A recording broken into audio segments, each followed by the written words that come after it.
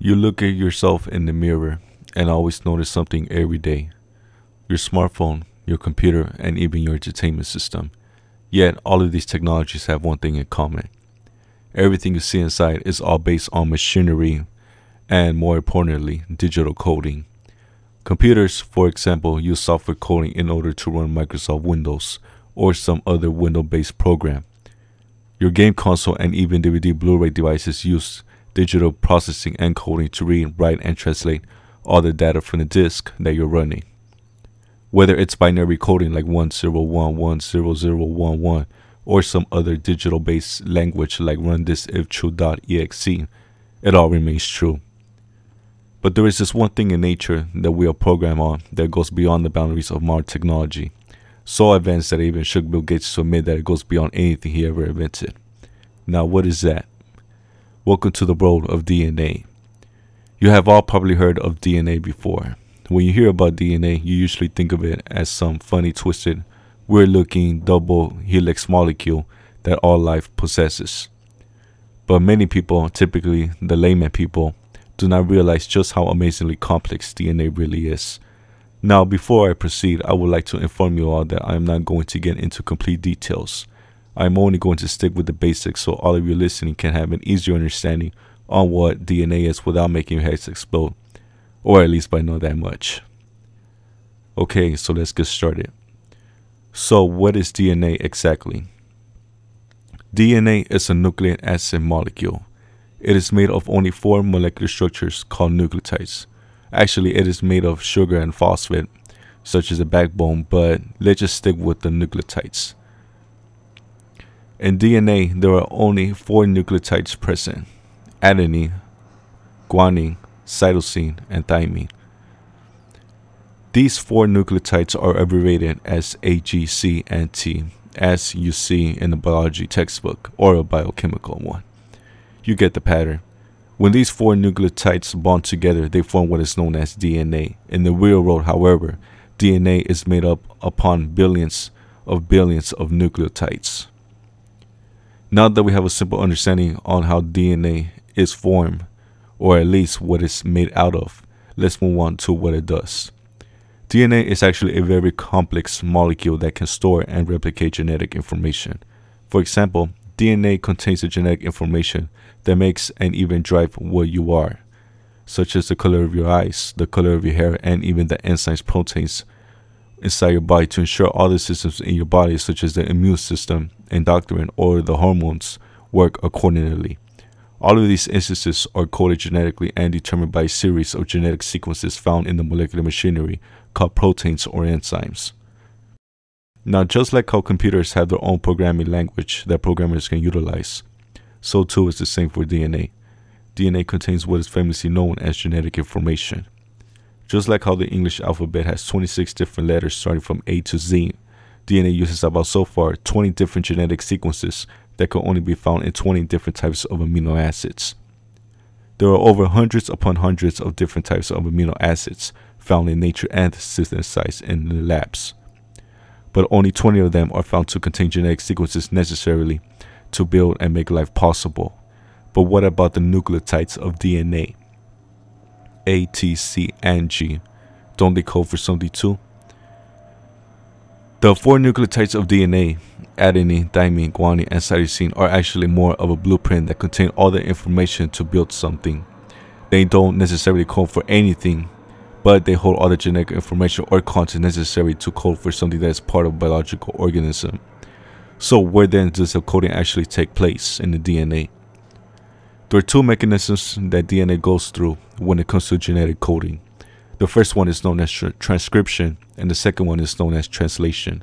Transcription is a molecular process where a special enzyme called the RNA polymerase begins to scan around the DNA, typically the nucleotides, and copy one of the DNA strands into messenger RNA.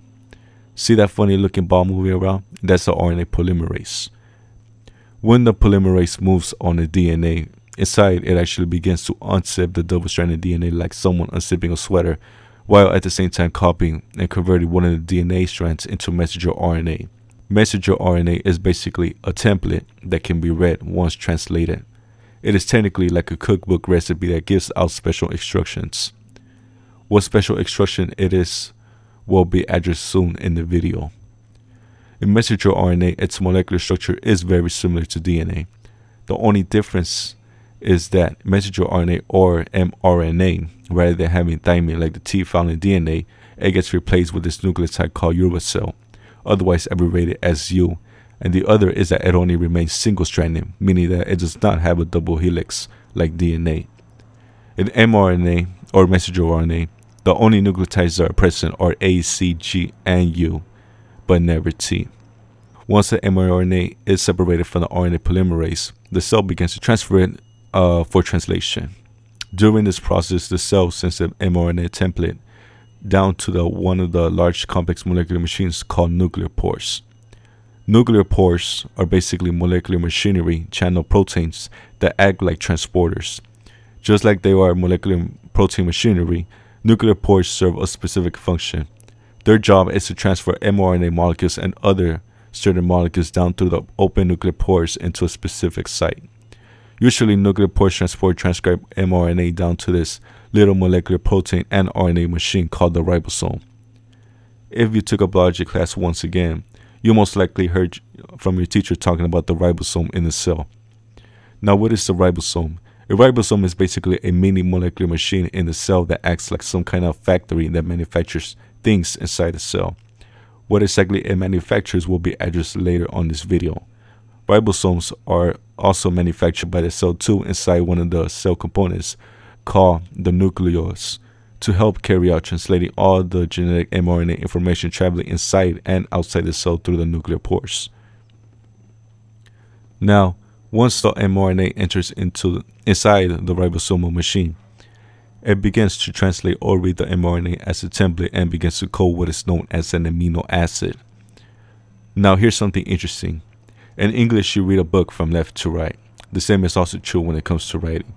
When you write down a sentence, you put all the alphabetical letters in a very specific manner, a manner in which everything you write becomes meaningful, unless for the jokes of it, you're a horrible speller.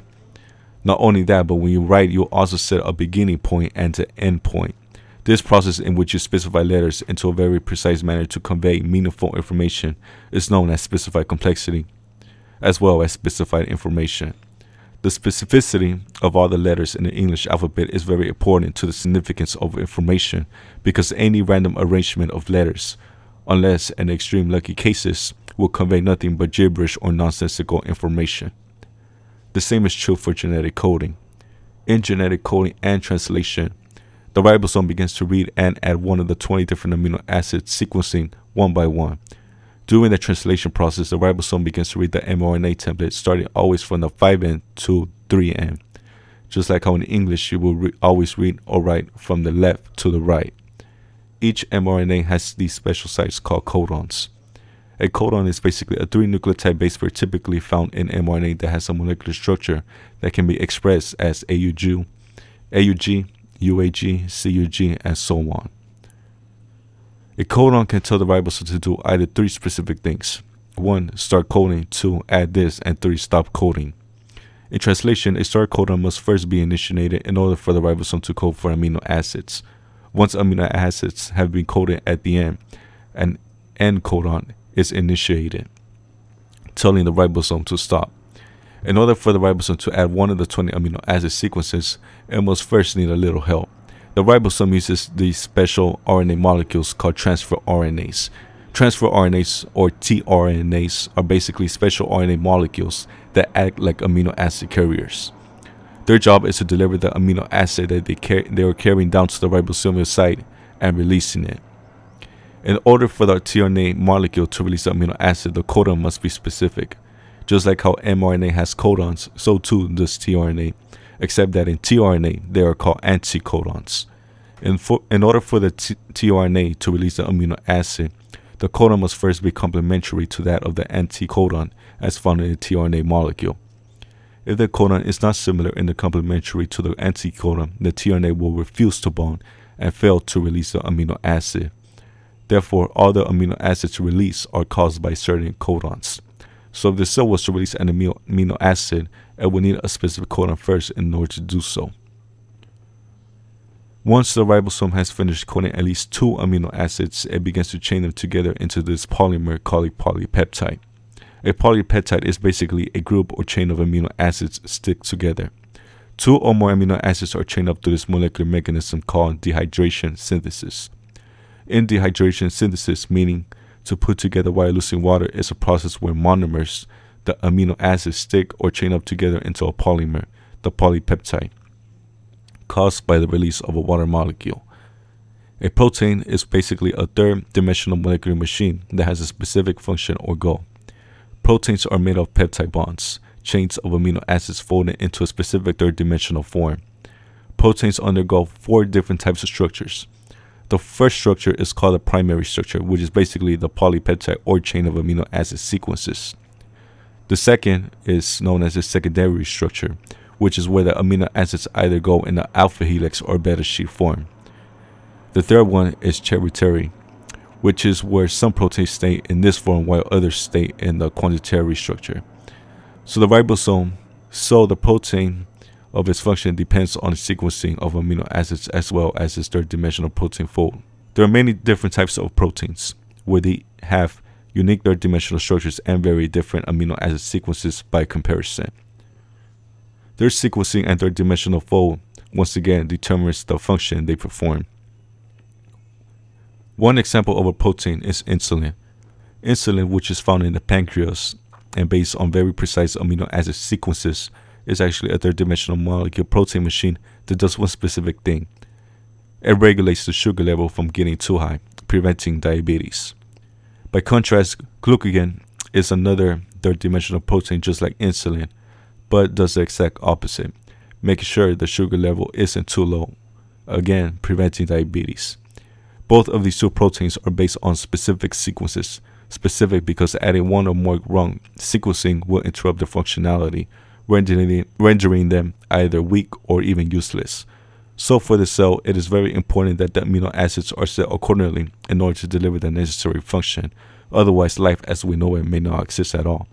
Proteins, or these third molecular machines, are vital for life since they perform all the necessary functions in metabolism, energy, and even the color of your eyes and hair. Without proteins, there will be no life at all. So this is basically one of the complexities of the cell when it comes to genetic coding. Inside the cell are little tiny microfactories and other types of molecular machinery. Some of them act like transporters, translators, copying machines, and so on. But the most interesting ones are the proteins, since they are technically third-dimensional micromachines that perform specific functions in the cell. Yet, in order for these proteins to exist, they must first be manufactured by the ribosome through the cell. Yet, cells too manufacture ribosomes, which is one of the requirements besides mRNA to build up a protein. Where exactly do all these molecular machines come from is currently unknown. But one thing is certain, the cell is one hell of a biochemical engineering. Whether these molecular machines evolve or were intelligent design, one cannot dismiss, even among atheists or those that don't believe in intelligent design, just how freaking amazing and extremely not just complex but integrated the cell really is. Thanks for watching.